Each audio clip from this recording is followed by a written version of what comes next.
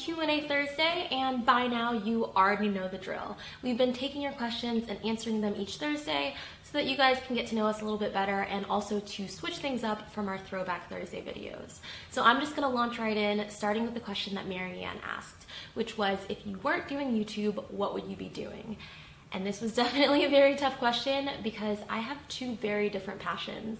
One is crafting, obviously, and the other one is science. And I used to be, I was a human biology major and I was pre-med, so I used to want to be a doctor. And I don't think it's ever too late to go back to school, so I would probably go back to school and work in the medical field. I don't know if I'd become an MD, but I could also, I don't know, I wanted to be an epidemiologist. I thought about becoming a medical examiner.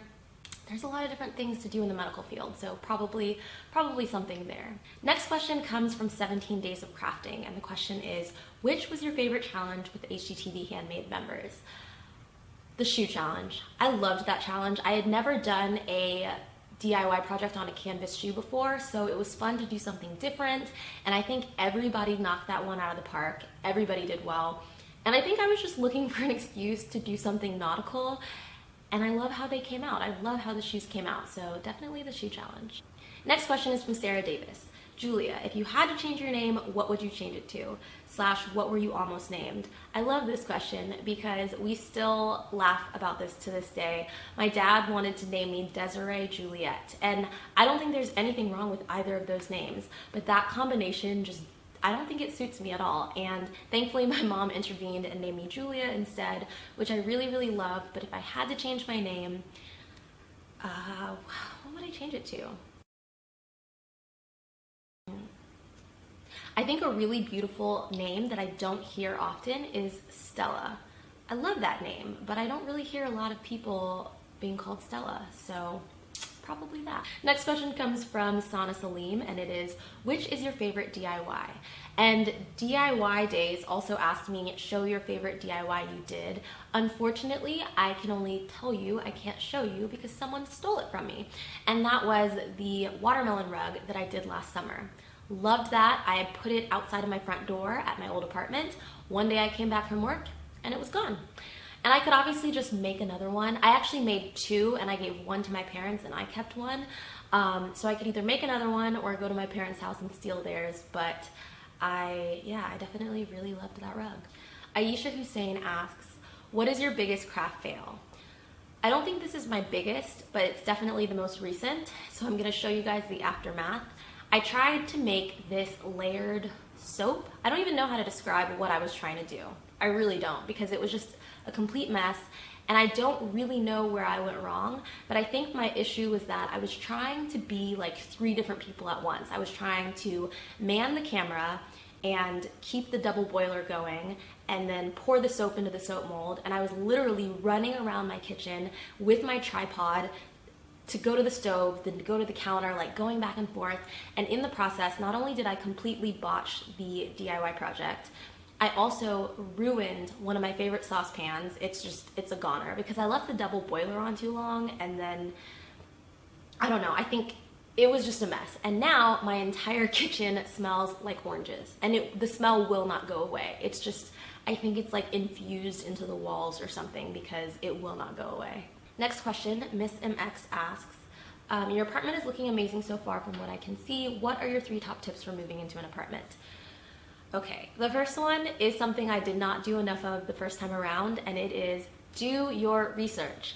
I think the first time around, I was so eager to move out of my parents' house and to just grow up already that I spent maybe 2 or 3 weeks searching, and I either ignored or didn't really notice a lot of the red flags, and I ended up moving into a really unsafe apartment complex that I was absolutely miserable in because I didn't do enough research. So do your research. Also, if possible, take your time. And I say if possible because I was talking to Meg about apartment hunting in New York City, and she was telling me about how since apartments are so scarce, the moment you find something, sign the lease. Whereas here in Houston, it's not that way, and a lot of the places that I looked at had what they called look and lease specials, where if you saw the apartment and then leased within 24 hours or 48 hours, they would give you some type of incentive, like a gift card or a month free rent or something else. And as tempting as that was, a lot of the apartments that did that, I found that they were trying to hide something. That's why they were trying to get you to make a decision so quickly. So I would definitely say steer clear of anyone who tries to rush you into a decision. And what's a third tip? I guess another thing that I struggled with was don't be afraid to ask for help. The first time around when I moved, I did it completely on my own. I didn't hire movers. I didn't have my family or friends help me. I built all my furniture myself. I love doing everything myself, as you guys can probably tell. But this time around, I hired movers. I asked family and friends to come help me. If you have to bribe people with pizza, bribe them with pizza. Do whatever you can, because moving can be really stressful, but when you have people helping you, it's way, way easier. Next question is from Amanda Simpson. About how long on average does it take you to make a DIY video? Great question. Generally, I'm gonna give you a range. Generally, it takes between 12 and 15 hours. And that might sound like a lot of time to some people, especially considering that what you guys see is a 3 to 4 minute video. But there is kind of a planning phase, and then I take a field trip to the craft store or the hardware store to get my supplies. Then filming takes me anywhere from 6 to 8 hours generally, and editing takes another several hours. And I love each part of the process. I know some people find editing to be tedious. I actually really like editing. That's my favorite part. But it is a very, very long process. Next question is from Hien Pham. My question is, what's been the most challenging challenge so far? This is an easy answer. The mystery box challenge. And I did horribly on that challenge.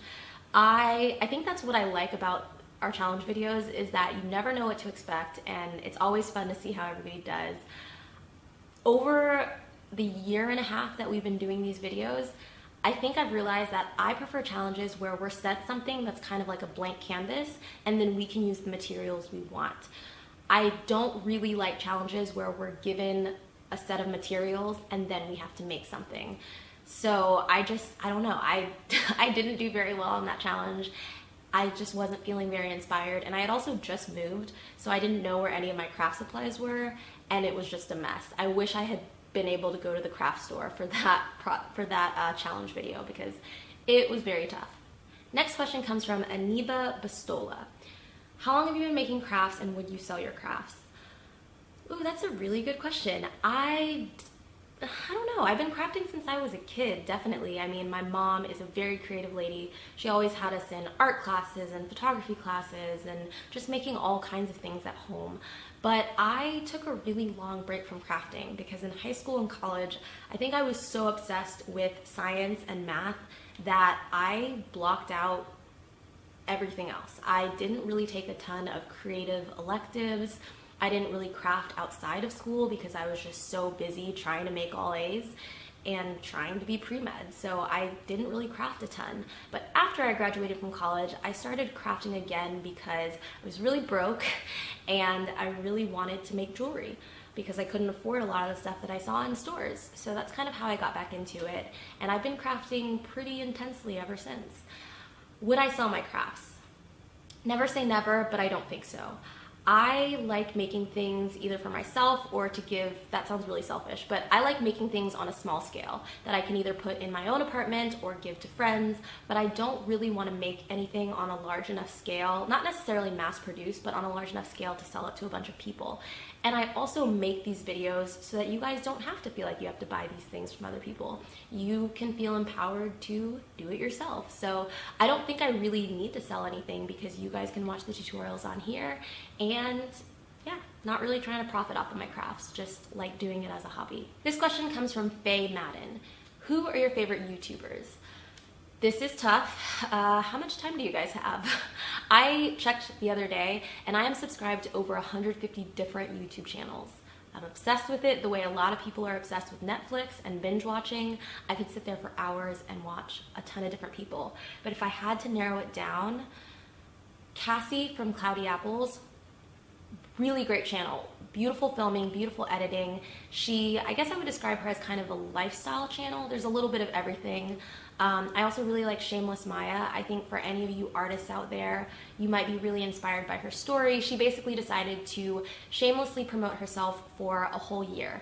promote herself and her work, which I think is really cool because I know so many artists who are really great at what they do, but they never really share it with the world, either because they're scared or they have some other excuse. But I think it's great to celebrate your own work and your own talent. So I really like Shameless Maya, and I also love Claire, or Hey Claire, Claire Marshall.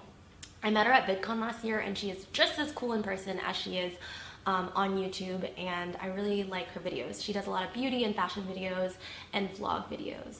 And I'm gonna stop there because I could go on and on and on, but those are a few of my favorites. So those are all the questions that I'm going to answer today. Thank you guys so much for participating in Q&A Thursday. We've really enjoyed doing this, so we hope you guys have enjoyed watching it. And we're gonna keep switching things up on Thursdays in the future, so let us know what you guys would like to see in a comment down below. Thank you guys for watching, and we'll see you in another video very soon. Bye guys!